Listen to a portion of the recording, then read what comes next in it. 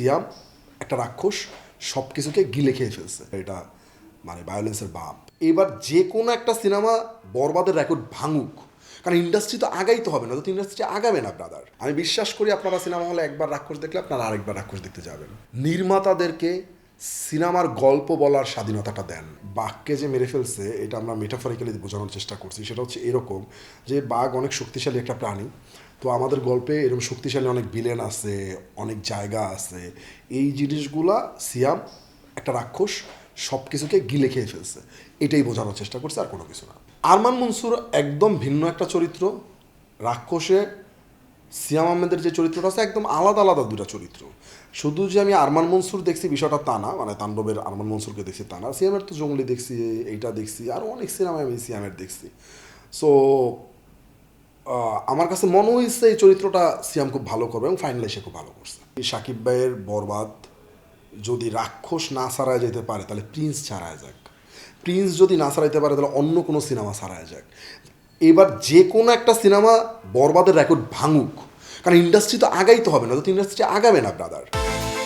বিকাশ পেমেন্টে 10,000 টাকার বেশি অফার। শপিং চলছে তো। এর জন্য সেটা রাক্ষসও সারাইতে পারে, সেটা প্রিন্সও সারাইতে পারে, সেটা সাকিব ভাইয়ের অন্য কোনো সিনেমাও সারাইতে পারে। যাই হোক, যে কোনো একটা কিছু সারাই যাক। ক্রেজি প্রেম, ফ্যামিলি ড্রামা দুইটা মিলিয়ে আর কি। ব্রুটালিটির তো চূড়ান্ত পর্যায়ে নিয়ে গেছে ভায়োলেন্স। যদি আপনারা বরবাদে এক ধরনের ভায়োলেন্স দেখেন তাহলে এটা মানে ভায়োলেন্সের বাপ, এরকম একটা জায়গা থেকে আমি বলার চেষ্টা করছি গল্পটা। আমার মনে হচ্ছে যে আপনারা যারা বরবাদ দেখছেন, তো বরবাদের আগেও আমাকে অনেক এরকম কোশ্চেন ফেস করতে হয়েছে যে হোয়াই দি কাপাল। তো যারা যারা অ্যাকচুয়ালি পর্দায় সিনেমাটা যখন রিলিজ হয়েছে, যখন দেখছে পর্দায় গিয়ে, তখন বুঝছে যে হোয়াই ইদি কাপাল, কেন আমি নিছি এটা বোঝা গেছে। আমি সুস্মিতার ব্যাপারেও সেম জিনিসটাই বলবো যে রাক্ষস দেখার পরে মনে হবে যে আসলে ওরা কেন নিছি। আসলে আমার চরিত্রের প্রয়োজনে ইদিকারে মনে হয়েছে ইদিকা ভালো করবে, ইদিকাকে নিছি। রাক্ষসে আমার চরিত্রের প্রয়োজনে মনে হয়েছে সুস্মিতা ভালো করবে, সুস্মিতাকে নিছি। ইনফ্যাক্ট ফাইনালি সে ভালো করছে। আমি যে গল্পটা বলার চেষ্টা করছি সেটা আমি ঠিকঠাক বলতে পারছি, মানে যেটা বলতে চাইছি সেটা চেষ্টা করছি ঠিকঠাক বলার। মানে একটা কাজ যখন আপনি করতে যান 100% যে আপনার মনের মতো হবে বিষয়টা তা না, কিছু না কিছু জায়গায় একটু ঝামেলা থাকবে। সো ডেফিনেটলি শুটিং এনজয় করছে, আবার শুটিংয়ে তো কিছু টুকটাক ছোটোখাটো ঝামেলা থাকবেই, ওগুলো তো ফেস আমি না, এটা প্রত্যেকটা ডিরেক্টরই করে। সো ওই রকম কিছু ছিল, এই আর কিছুই না।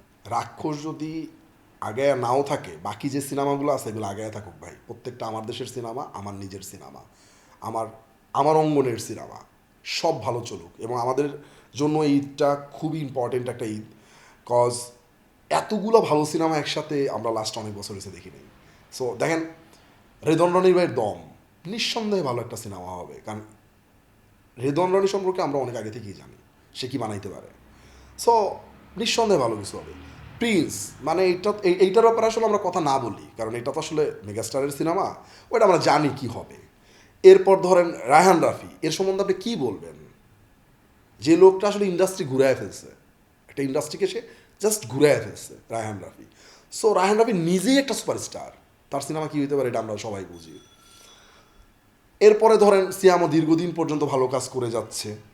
আমি একটা সিনেমা বানাইছি নতুন, মোটামুটি মানুষের আশা একটু হইলেও ফুলফিল করতে পারছি। তো আমিও চেষ্টা করছি ভালো বানানোর জন্য, জানি না কতটুকু পারছি, তবে আমার মনে হয় যে আমি ভালো খুব বানাইতে পারছি। এবার বাকিটা তো আপনারা বলতো। সো এইটা আমাদের জন্য খুব ইম্পর্টেন্ট, সব প্রত্যেকটা ভালো ভালো ভালো ভালো ভালো ভালো সিনেমা আসতেছে। দর্শক সব সিনেমাগুলো দেখুক, প্রত্যেকটা সিনেমা দেখুক, যেটা বেশি ভালো লাগবে এটা রিপিট দেখুক। সব থেকে বেশি যেই সিনেমাটা দেখার আমার আগ্রহ বেশি, এবং সব থেকে বেশি যেই সিনেমাটা নিয়ে আমি আশাবাদী, আমি জানি সিনেমাটা আরেকটা ইন্ডাস্ট্রি হিট সিনেমা হবে, একদম বরবাদকে ছাড়িয়ে যাবে, সেটা প্রিন্স। রাক্ষসে অনেক সারপ্রাইজিং কাস্টিং আছে, যেটা দেখলে আপনারা ভালোই লাগবে। রাক্ষসের অ্যালবাম, যে অ্যালবামটা করা হয়েছে গানের, এটা খুবই ডিফারেন্ট একটা অ্যালবাম, অনেক অনেক ধরনের গান মানুষ শুনবে। আজকে আমি বলতেছি আপনারা এটা একদম দরকার পড়ে কাইটা রাইখা দিয়েন, এবং সিনেমা হলে যাওয়ার পরে আপনারা খুব ভালো একটা অ্যালবাম পাবেন, বিভিন্ন রকমের গান শুনতে পাবেন এখানে। 100তে 100, দুইজনই উড়াই দিছে। সুস্মিতা যেমন ব্রিলিয়ান্ট একটা অ্যাক্ট্রেস, আর সিয়ামের কথা তো বলে লাভই নেই, বহুবার আমরা ওকে দেখছি। আমি সিয়ামের সাথে কাজ করে আমার প্রচণ্ড পরিমাণ ভালো লাগছে, আমি খুবই হ্যাপি সিয়ামের ব্যাপারে। আমি তার সাথে আরও অনেক কাজ করতে চাই, যদি আমার গল্প ঠিকঠাক সিয়ামকে মানে চায়, আমি অবশ্যই ওকে কাজটা করবো। এর বাইরেও আমি সিয়ামের সাথে কাজ করতে চাই, কারণ ও অনেক সাপোর্টিভ একটা ছেলে, প্রচণ্ড পরিমাণ পরিশ্রমী একটা ছেলে। আর আমি যতটুকু আমার রাক্ষসে সে অভিনয়টা করে গেছে তার চরিত্রের জন্য ওই চরিত্রটা যা করা দরকার যতটুকু করে গেছে সে 100-100 করছে। মানে আমি বলবো না সে 5% কম করছে।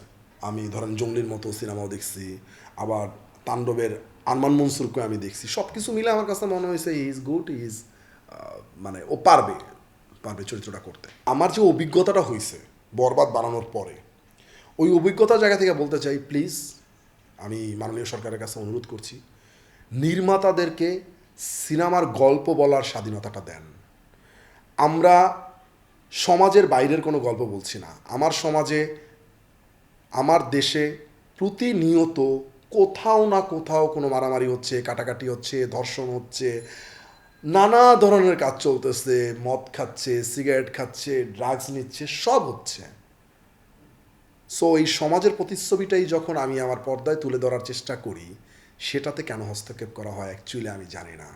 সো আমার কাছে মনে হয় এই স্বাধীনতাটা প্লিজ দেন।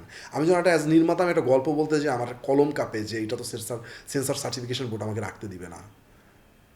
আমরা কিন্তু অশ্লীল কোনো কিছু বানাচ্ছি না, আমরা সমাজে যা হচ্ছে এটাকে তুলে ধরছি, তাও সহনশীলতার জায়গা থেকে তুলে ধরছি। দেখেন দেশ এবং দেশের বাইরের সিনেমা ইন্ডাস্ট্রি কোথায় চলে গেছে, জাস্ট বিকজ অফ তারা তাদের নিজেদের মতো করে একটা গল্প বলতে পারতেছে। আমরা কেন কোণঠাসা হয়ে থাকবো? আমরা কেন বলতে পারবো না? আমাদের কেন স্বাধীনতা নাই গল্প বলার? আমাদের দেশ তো স্বাধীন দেশ, তাহলে আমরা কি নির্মাতারা স্বাধীন না? সো আমি মাননীয় সরকারের কাছে রিকোয়েস্ট করি, গল্প বলার স্বাধীনতাটা যাতে নির্মাতারা পায়। আমি বিশ্বাস করি আপনারা সিনেমা হলে একবার রাক্ষস দেখলে আপনারা আরেকবার রাক্ষস দেখতে যাবেন। সো আপনাদের কাছে রিকোয়েস্ট, প্রথম একবার যান, তারপরে যদি ভালো লাগে আবার যাবেন এবং সবাইকে বলবেন। আমি আমার জায়গা থেকে চেষ্টা করছি ভালো বানানোর, কারণ আমি জানি আপনারা আমার যারা বরবাদ দেখছেন তাদের আমার উপর একটা এক্সপেকটেশন আছে। সো ওই দায়িত্ববোধের জায়গা থেকে আমি আমার সর্বোচ্চটুকু দেওয়ার চেষ্টা করছি। আমি বিশ্বাস করি রাক্ষস খুব ভালোভাবে আপনারা এনজয় করবেন। আপনাদের সিনেমা হলে আপনারা, আমার মনে হয় না যে আপনারা 5 মিনিটের জন্য বোর্ড হবেন। আপনারা টান টান একটা সিনেমা দেখে যাবেন এবং একটা অবশ্যই পাগলাটা একটা প্রেম দেখবেন, ক্রেজি একটা প্রেম দেখবেন। সো দেখেন সবাই।